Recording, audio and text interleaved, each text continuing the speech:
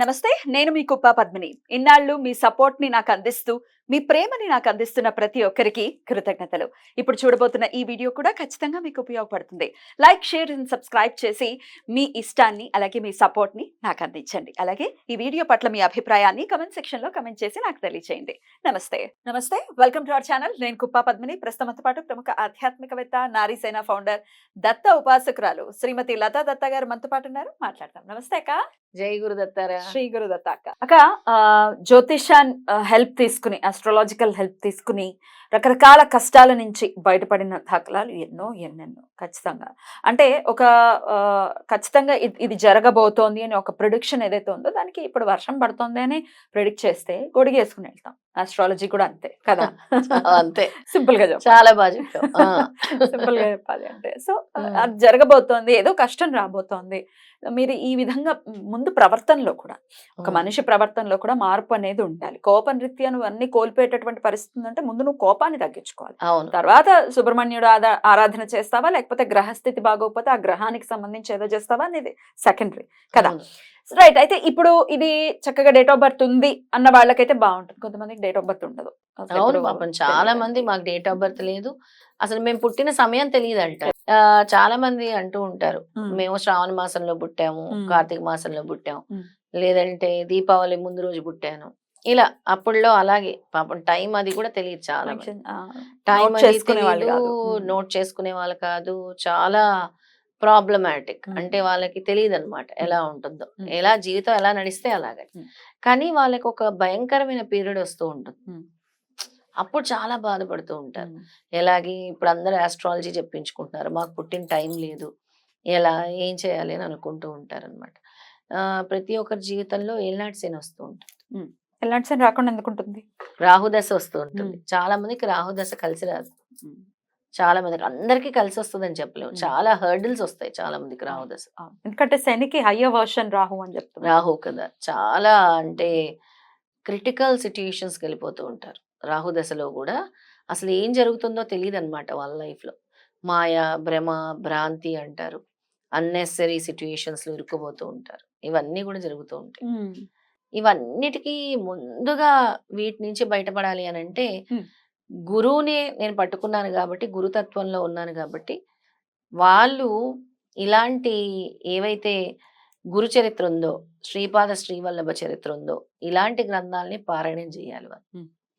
ఇంకా మాకు ఏమీ లేదు హోప్ అన్న వాళ్ళు, ఇప్పుడు ఏదైతే నేను అఖండ సప్తాహ సామూహిక గురుచరిత్ర పారాయణాలు చేస్తున్నానో అలాంటిది తప్పకుండా వాళ్ళు చేయాలి. అలాంటి పీరియడ్లో అది ఒక అద్భుతమైన రెమెడీ అని చెప్పొచ్చు.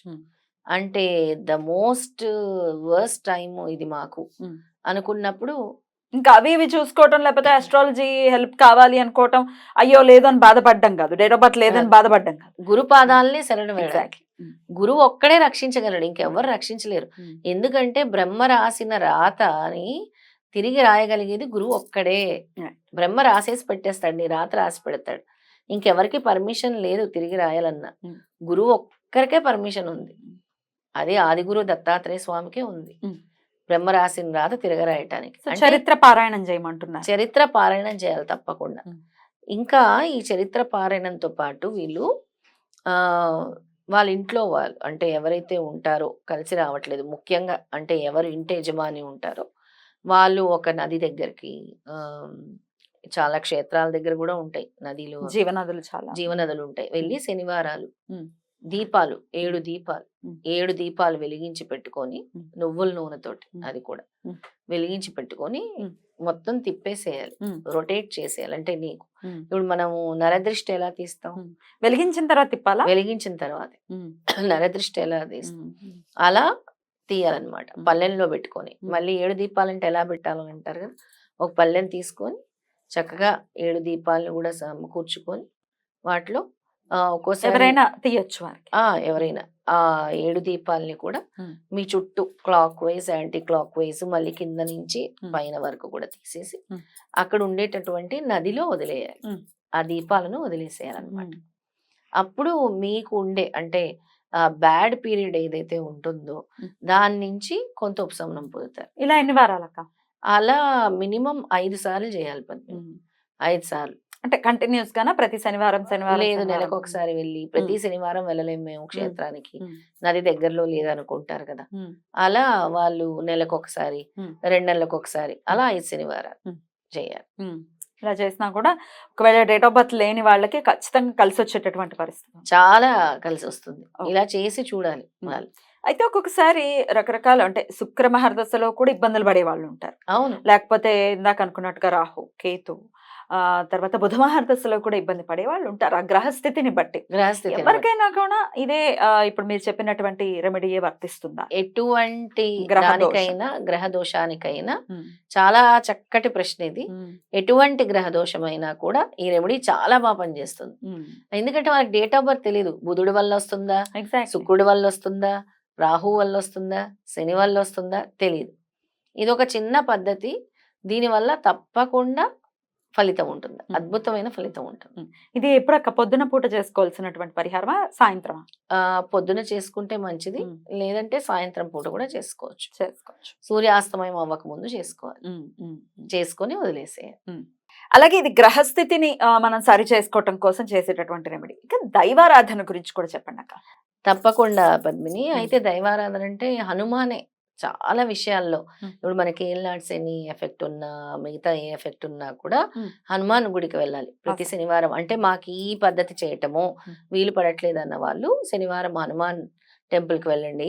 అక్కడ కూర్చోండి, తమలపాకులు ఇవ్వండి, తమలపాకు పూజ చేయించుకోండి, ఆ సింధూరాన్ని ధరించండి. అలాగే అక్కడ దీపాలు వెలిగించుకోండి. హనుమంతుడి దగ్గర దీపాలు వెలిగించుకోండి మీరు. తర్వాత కొబ్బరికాయ, ఒక కొబ్బరికాయ తీసుకెళ్లి హనుమంతుడి దగ్గర పెట్టుకొని మళ్ళీ తీసుకొచ్చి అది మీ దగ్గర పెట్టుకోండి. ఇంట్లో ఆయన పాదాల దగ్గర ఆయన పాదాల దగ్గర పెట్టించుకొని పూర్ణం బోండం పెట్టించుకోమంటారా, లేకపోతే పీచుండే కొబ్బరికాయ ఆయన దగ్గర తీసుకొచ్చి ఇంట్లో పెట్టుకోండి. పరిస్థితులు చక్కబడే వరకు దాన్ని ఇంట్లో పెట్టుకొని తర్వాత అంటే తీసి మళ్ళీ నదీ జలంలో వేసేయాలి మీరు. ఇప్పుడు ఆ నెగిటివ్ ఎనర్జీ ఏదైతే ఉంటుందో, మీకు ఏదైతే జరుగుతుందో ఆ బ్యాడ్ అంతా కూడా అబ్జర్వ్ చేస్తుంది. అది తీసుకెళ్లి మళ్ళీ ఎన్ని రోజులు ఉంచుకోవాలన్నారు? మీ పరిస్థితులు చక్కబడే వరకు. ఇప్పుడు శనివారం వెళ్ళి తెచ్చుకుంటున్నారు కదా, మీరు చూడండి రిజల్ట్ ఎలా ఉంటుందో. ఒక 1 month లో చూసి 1 month తర్వాత దాన్ని తీసుకెళ్లి పడేసేయండి. రైట్ అక్క, చాలా చక్కగా. కానీ గుడికి వెళ్ళటం మాత్రం ప్రతి శనివారం వెళ్ళండి, దీపాలు వెలిగించుకోండి. అందులో ఒక్క శనివారం మాత్రమే కొబ్బరికాయ తెచ్చుకోండి, పీచుండే కొబ్బరి. ప్రతి శనివారం కాదు. ప్రతి శనివారం కాదు. రైట్. ఇది డెఫినెట్ గా మంచి ఆల్టర్నేటివ్. ఎందుకంటే అయ్యో మాకు లేదు, మాకు డేట్ ఆఫ్ బర్త్ లేదు, తెలియదు, ఎట్లాగా రకరకాల వాళ్ళ దగ్గర డబ్బులు కట్టాము మేము, మాకు ఏది ఉపశమనం లేదు అనుకునే వాళ్ళకి వాళ్ళు చేసుకునేటటువంటి రెమెడీ కాబట్టి. ఇంకో ముఖ్యమైనది మర్చిపోయింది, దీపాలు విప్ప నూనెతోనే పెట్టాలి. విప్ప నూనె కదా కాదు, విప్ప నూనె. హనుమంతుడికి విప్ప నూనెతోనే పెడతారు దీపాలు. విప్ప నూనె తీసుకెళ్లి చక్కగా మీ సమస్య, కష్టం అన్ని చెప్పుకొని స్వామి దగ్గర, హనుమాన్ గుళ్ళో హనుమంతుడి దగ్గర ఒక 5 దీపాలు వెలిగించుకోండి. 5 దీపాలు కూడా విప్ప నూనెతోనే వెలిగించుకోండి. నీళ్ళల్లో వదిలేదు మాత్రం నువ్వుల నూనెతో వెలిగించాలి, నీళ్ళల్లో వదిలేదు. ఇది మాత్రం స్వామికి కాబట్టి విప్ప నూనెతోనే 5 దీపాలను వెలిగించుకోండి. బ్యూటిఫుల్ అక్క, చాలా చక్కగా వివరించారు. థ్యాంక్ యూ సో మచ్ అక్క. నమస్తే. నమస్తే.